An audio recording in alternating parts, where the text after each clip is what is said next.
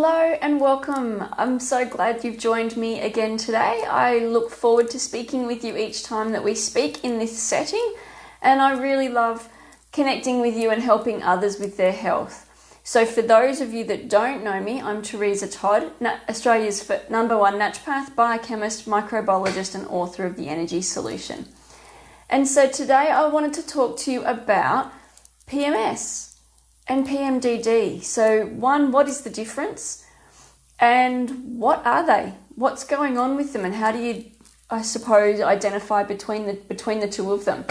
The reason that I'm highlighting this week is because I've had quite a few clients in the last couple of weeks coming to me with symptoms, quite severe PMS symptoms. And in my opinion, they're going along the line of PMDD. So what's the difference? PMS is premenstrual syndrome. And what happens with PMS and PMDD is that women tend to suffer symptoms in the lead up to their period. Those symptoms may be experienced between 1 and 2 weeks before their period actually starts. Some of the symptoms might follow through into the first few days of their period. Other times the symptoms sort of stop as soon as the period starts.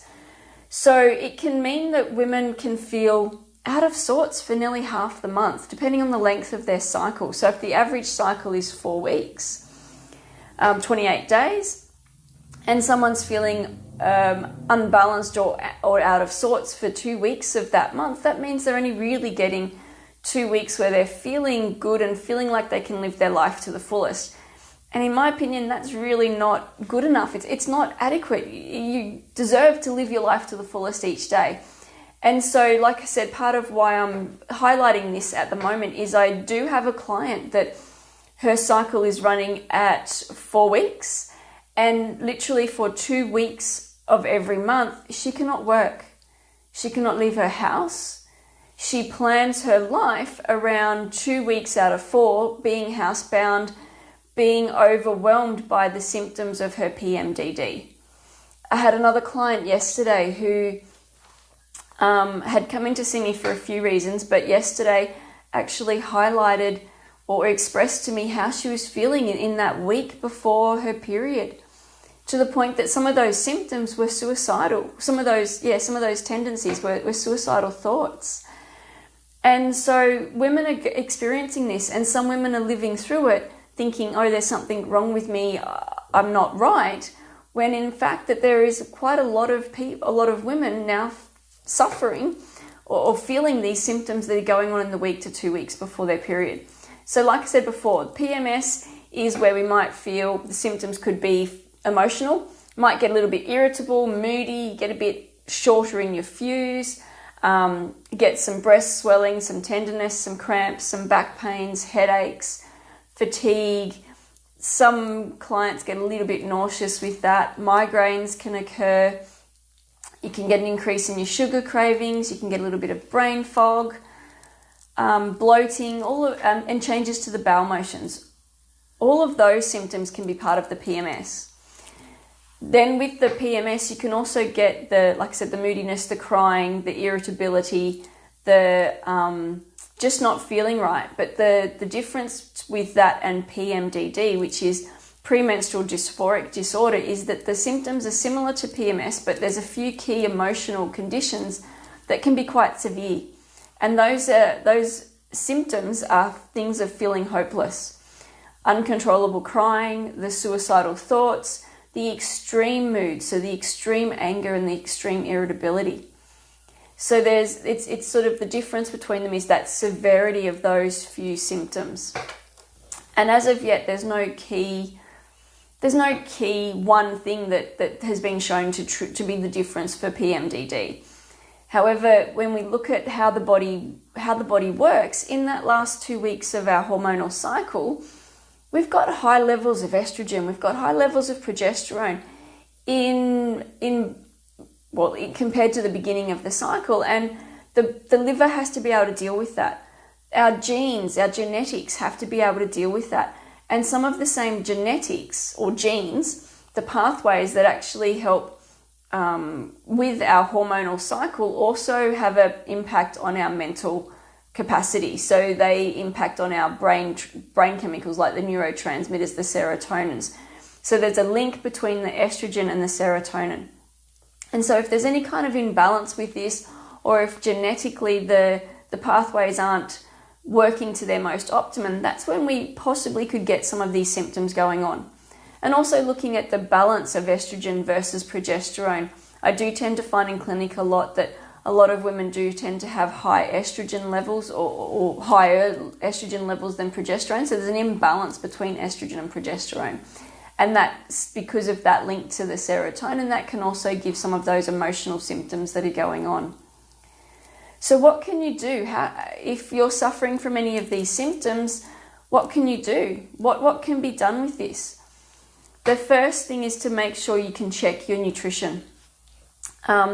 Minerals like calcium and magnesium have been shown to help alleviate or help with some of these symptoms.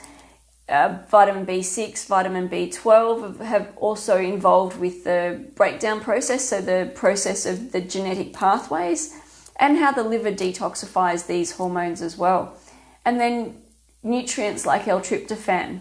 That old adage of having a warm cup of milk before bed is around because there's L-tryptophan in the milk, and the tryptophan helps with our brain chemistry, our serotonin levels, and those kinds of brain chemicals that are involved in this process. So looking at your nutrition, what are the nutrients that your body's particularly needing to help to balance this situation? There are also herbs. So in clinic here, I use a lot of medicinal herbs to help clients, to help along the lines of balancing the hormones.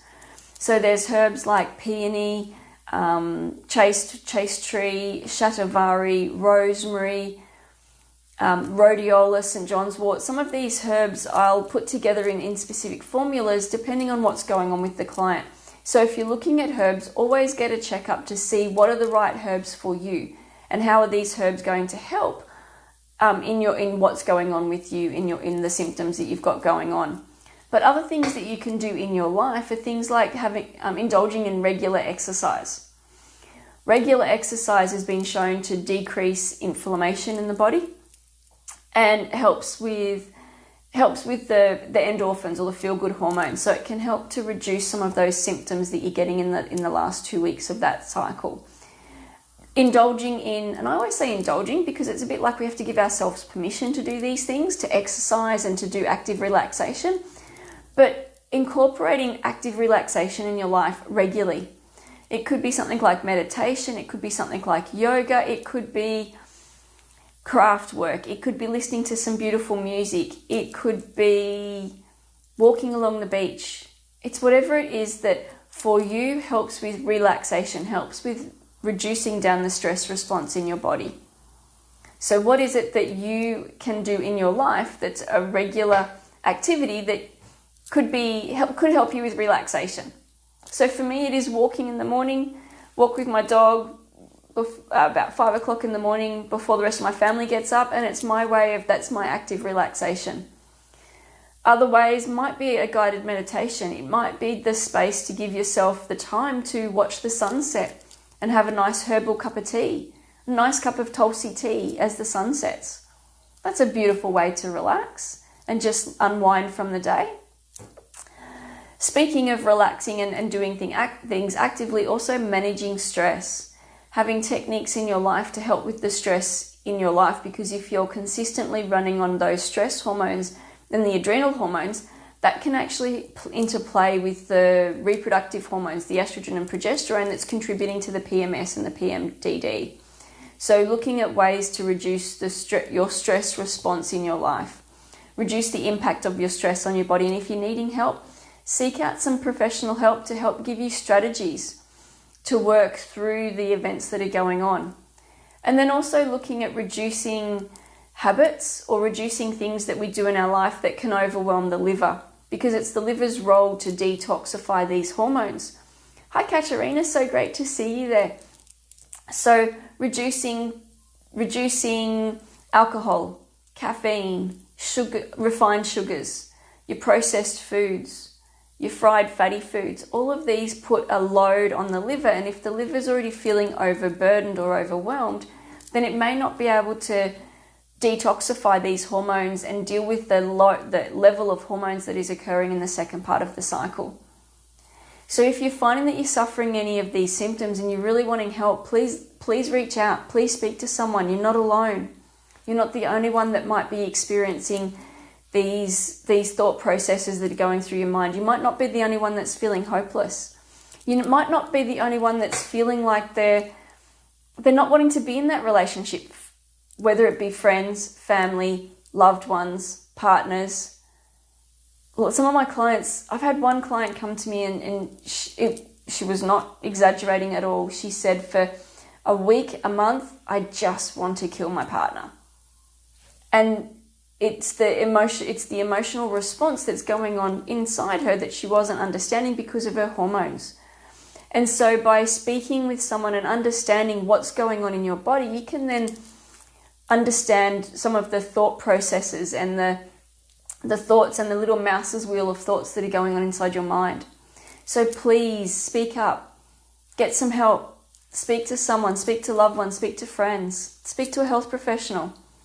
There are things that you can do to help to minimize these symptoms that you're experiencing, and you don't have to go through this alone.